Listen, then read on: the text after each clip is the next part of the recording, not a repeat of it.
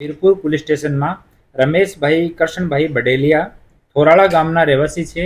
એ પોલીસને જાણ કરી કે રાજકોટ શહેરથી જયદીપભાઈ દાનાભાઈ મેવાડા અને બીજા 6-7 માણસો એને ઘરે આવીને એની સાથે મારકૂટ કરી છે, એના ઘરને નુકસાન પહોંચાડે છે અને એની વાઈફ સાથે બદતમીજી કરી છે.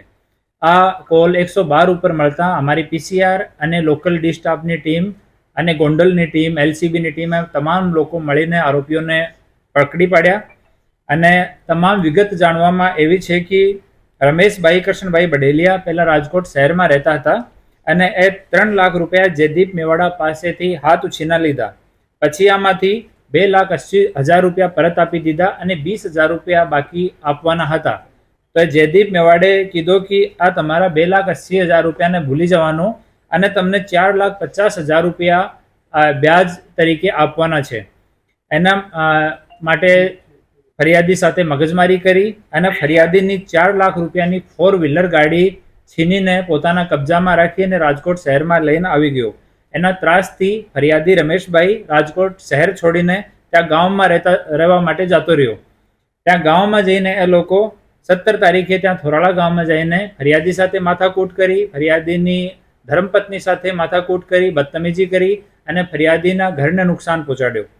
તો આમાંથી 5 લોકોને જયદીપ દાનાભાઈ મેવાડા, યુવરાજભાઈ ગબરુભાઈ ખુમાણ, કુલદીપભાઈ સુરેશભાઈ મકવાણા, વિવેકભાઈ દિલીપભાઈ ખાચર અને રવુભાઈ સોમલાભાઈ બોરિયા, આ 5 લોકોના આ કેસમાં અટક કરવામાં આવ્યા છે.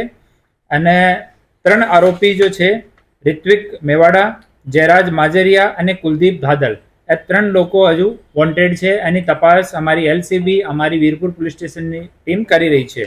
આમાંથી કુલદીપ ધાદળ અને રવુભાઈ સોમલાભાઈ બોરિયા એ બંને આરોપીને ધમકી આપવા માટે ફરીથી ગયા કે તમે જે ફરિયાદ કરશો તો તમને પરિણામ ભોગવવો પડશે.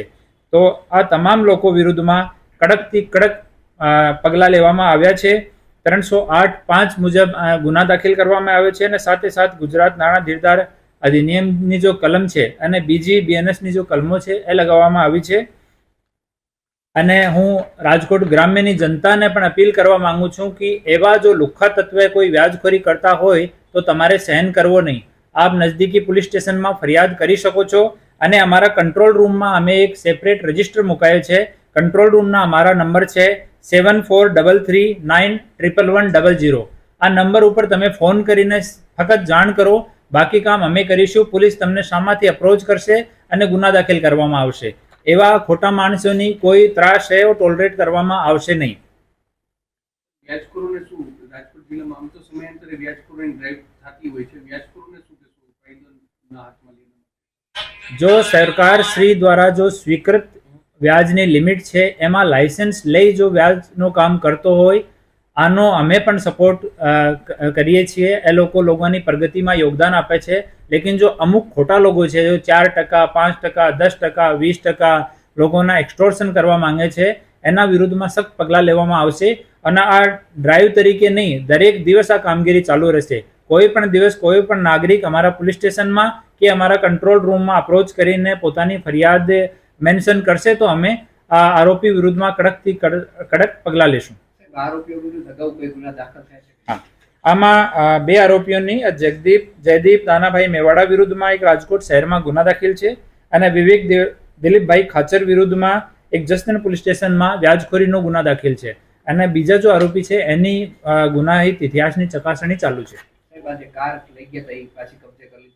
આ આપણે પંચનામો કરીને અહીંયા રાજકોટ શહેરથી કબજે કરવામાં આવી છે.